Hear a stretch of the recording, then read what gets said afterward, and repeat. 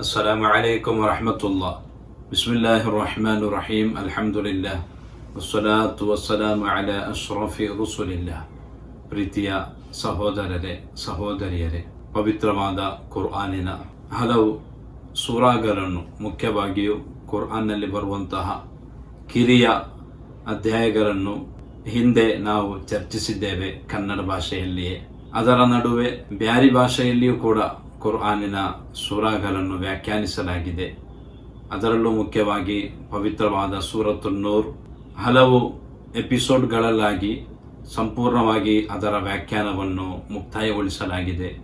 ನಮ್ಮ ಈ ಚಾನೆಲ್ನಲ್ಲಿ ಆ ವಿಡಿಯೋಗಳು ಖಂಡಿತವಾಗಿಯೂ ನಿಮಗೆ ಲಭಿಸುತ್ತವೆ. ಇದೀಗ ಇನ್ಶಾ ಅಲ್ಲಾ ಪವಿತ್ರವಾದ ಕುರ್ಆನಿನ ಒಂದು ಬಹಳ ಮುಖ್ಯವಾದ, ನಮಗೆಲ್ಲರಿಗೂ ಕೂಡ ಪರಿಚಯವಿರುವಂತಹ ಒಂದು ಅಧ್ಯಾಯ, ಒಂದು ಸೂರ. ಆ ಸೂರದ ಅರ್ಥ ಹಾಗೂ ಸಣ್ಣ ಪ್ರಮಾಣದ ವ್ಯಾಖ್ಯಾನವನ್ನು ಕನ್ನಡ ಭಾಷೆಯಲ್ಲಿಯೇ ವಿವರಿಸಲು ನಾವು ಬಯಸುತ್ತಾ ಇದ್ದೇವೆ. ಅಲ್ಲಾಹನು ಅನುಗ್ರಹಿಸಲಿ, ತೌಫೀಕ್ ನೀಡಲಿ, ನಮ್ಮೆಲ್ಲರ ಸತ್ಕರ್ಮಗಳನ್ನು ಅಲ್ಲಾಹನು ಕಬೂಲ್ ಮಾಡಲಿ. ಆಮೀನ್ ಯಾ ರಬ್ಬಲ್ ಆಲಮೀನ್. ಮೊಟ್ಟ ಮೊದಲಾಗಿ ನಿಮ್ಮೊಂದಿಗೆ ನನಗೆ ಹೇಳಲಿಕ್ಕಿರುವುದು, ನೀವು ಪೂರ್ಣವಾಗಿಯೂ ಕಾಣಬೇಕು. ಇಲ್ಲಿ ಹೇಳುವಂತಹ ವಿಚಾರಗಳನ್ನು ನೀವು ಅರಿತುಕೊಳ್ಳಬೇಕು. ನಿಮ್ಮ ಗೆಳೆಯರಿಗೂ ಕೂಡ ಈ ಒಂದು ವಿಡಿಯೋ, ಇದರ ಲಿಂಕನ್ನು ಶೇರ್ ಮಾಡಿಕೊಳ್ಳಬೇಕು. ಅದರ ಮೂಲಕ ಅಲ್ಲಾಹನ ಧರ್ಮದ ಜ್ಞಾನವನ್ನು ಕರಗತ ಮಾಡಿಕೊಳ್ಳಲು ನಾವೆಲ್ಲರೂ ಕೂಡ ಮುಂದೆ ಬರಬೇಕು. ಅಲ್ಲಾಹನು ಅನುಗ್ರಹಿಸಲಿ. ಇನ್ಶಾ ಅಲ್ಲಾ ಇದೀಗ ನಾನು ಬಯಸುತ್ತಾ ಇರುವುದು ಸೂರಾ ಯಾಸೀನ್ ಆಗಿದೆ. ಸೂರಾ ಯಾಸೀನ್ ಎಂದು ಕೇಳುವಾಗಲೇ ನಮಗೆ ಒಂಥರ ಆವೇಶವಾಗಿದೆ. ಕಾರಣ ಎಲ್ಲರಿಗೂ ಕೂಡ ಹಿಫುಲ್ ಇರುವ, ಕಂಠಪಾಠವಿರುವಂತಹ ಸೂರ ಆಗಿರುತ್ತದೆ ಸೂರಾ ಯಾಸೀನ್ ಎಂಬುದು.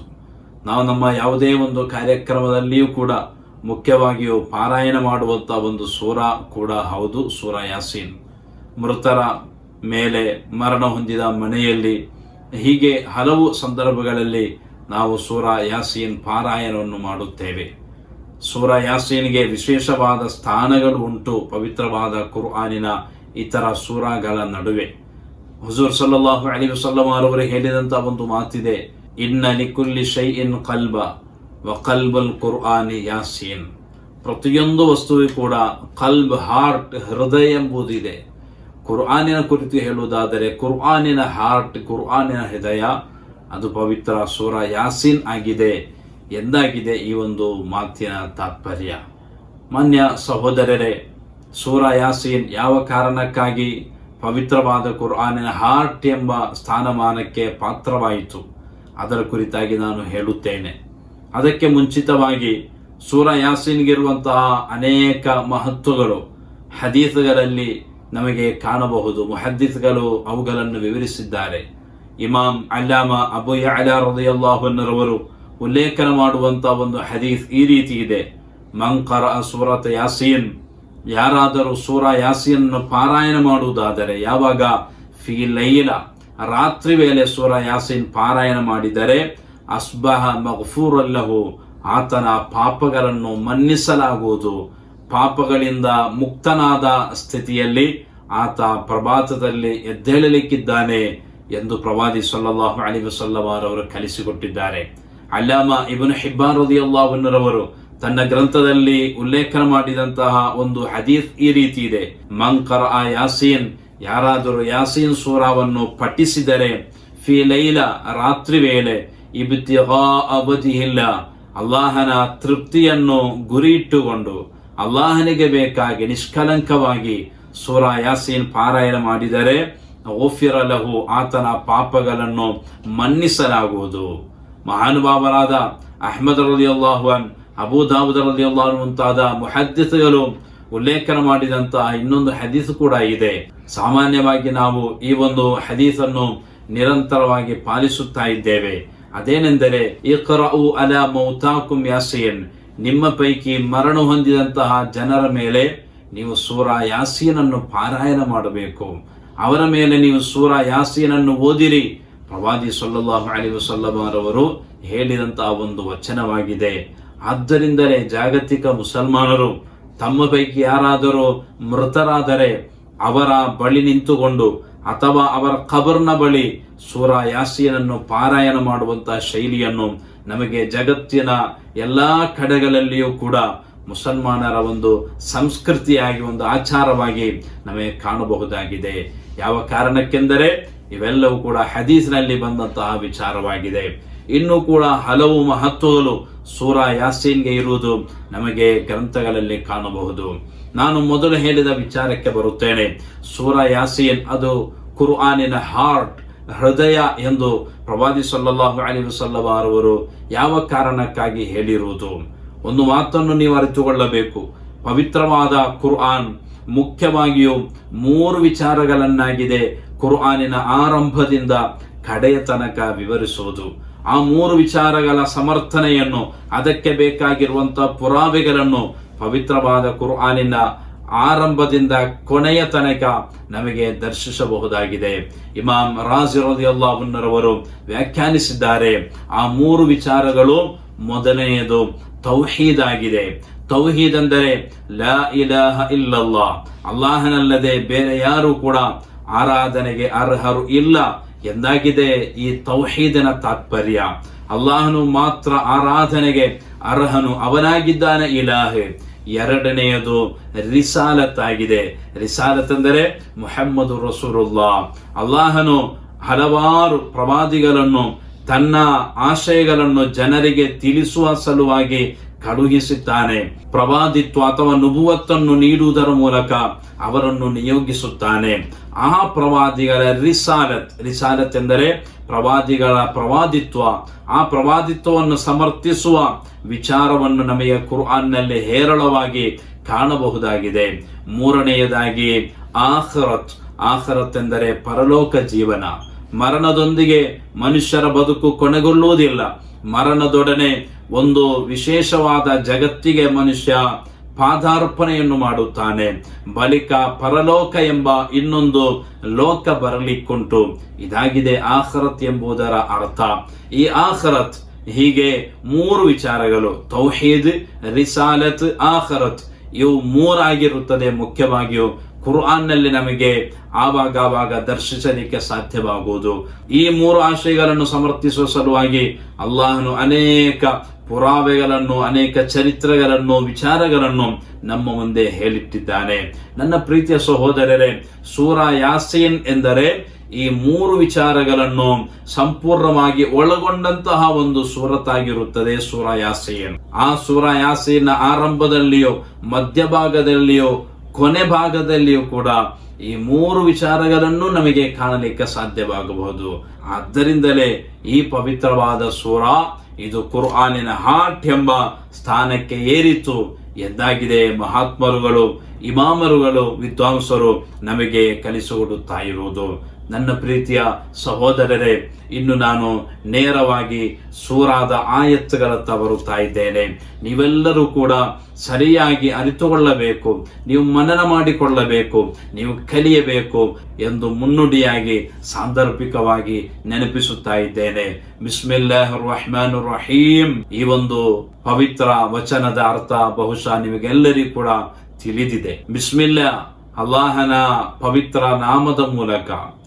ಅರ್ ರಹ್ಮಾನಿರ್ ರಹೀಮ್, ಅರ್ ರಹ್ಮಾನ್ ಹಾಗೂ ಅರ್ ರಹೀಮನಾದ ಅಲ್ಲಾಹನ ವಿಶುದ್ಧ ನಾಮದ ಮೂಲಕ. ಅರ್ ರಹ್ಮಾನ್ ಎಂಬುದರ ಅರ್ಥ ಪ್ರಪಂಚದಲ್ಲಿರುವ ಸರ್ವರಿಗೂ ಕರುಣೆಯನ್ನು ತೋರುವವನು ಎಂದಾಗಿದೆ. ಅರ್ ರಹೀಮ್ ಎಂದರೆ ಅಲ್ಲಾಹನನ್ನು ಅನುಸರಿಸಿದಂತಹ ಜನರಿಗೆ ನಾಳೆ ಆಖರತ್ನಲ್ಲಿ, ಪರಲೋಕದಲ್ಲಿ ವಿಶೇಷವಾದ ಕರುಣೆಯನ್ನು ಕೊಡುವವನು ಅರ್ ರಹೀಮ್ ಎಂಬ ಪದದ ಅರ್ಥ. ಈ ರೀತಿ ಕಾರುಣ್ಯವಂತನಾದ ಅಲ್ಲಾಹನ ಪವಿತ್ರವಾದ ನಾಮಗಳ ಮೂಲಕ ಈ ಸೂರಾವನ್ನು ಆರಂಭಿಸುತ್ತಾ ಇರುವುದು. ಯಾಸೀನ್, ಬಿಸ್ಮಿ ಬಳಿಕ ಮೊಟ್ಟ ಮೊದಲ ವಚನವಾಗಿದೆ ಯಾಸೀನ್ ಎಂಬುದು. ಏನಿದರ ಅರ್ಥ? ಮುಫಸ್ಸಿರುಗಳು, ಕುರ್ಆನನ್ನು ವ್ಯಾಖ್ಯಾನಿಸಿದಂತಹ ವ್ಯಾಖ್ಯಾನಗಾರರ ಪೈಕಿ ಹಲವು ವ್ಯಾಖ್ಯಾನಗಾರರು, ಹಲವು ಎಂದಲ್ಲ ಎಲ್ಲರೂ ಕೂಡ ಇದಕ್ಕೆ ಮೊಟ್ಟ ಮೊದಲದಾಗಿ ಕೊಟ್ಟಂತಹ ಅರ್ಥವೇನೆಂದರೆ ಅಲ್ಲಾಹು ಅಲಮು ಬಿ ಮುರಾದಿಹಿ ಬಿದಾಲಿಕ್. ಯಾಸೀನ್ ಎಂಬ 2 ಅಕ್ಷರದ ಈ ಒಂದು 1ನೆಯ ಸೂಕ್ತ, ಇದರ ಅರ್ಥ ಅದು ಅಲ್ಲಾಹನಿಗೆ ಗೊತ್ತು, ಅಲ್ಲಾಹನೇ ಬಲ್ಲ, ನಮಗೆ ಗೊತ್ತಿಲ್ಲ ಇದರ ಅರ್ಥ. ಈ ರೀತಿಯ ಪ್ರಯೋಗ ಕುರ್ಆನಿನ ಹಲವು ಸೂರಾಗಳ ಆರಂಭದಲ್ಲಿ ನಮಗೆ ಕಾಣಬಹುದಾಗಿದೆ. ಉದಾಹರಣೆಗೆ ಹೇಳುವುದಾದರೆ ಒಂದೇ ಒಂದು ಅಕ್ಷರ ಇರುವಂತಹ ಸೂಕ್ತಗಳು ಕೂಡ ಇವೆ.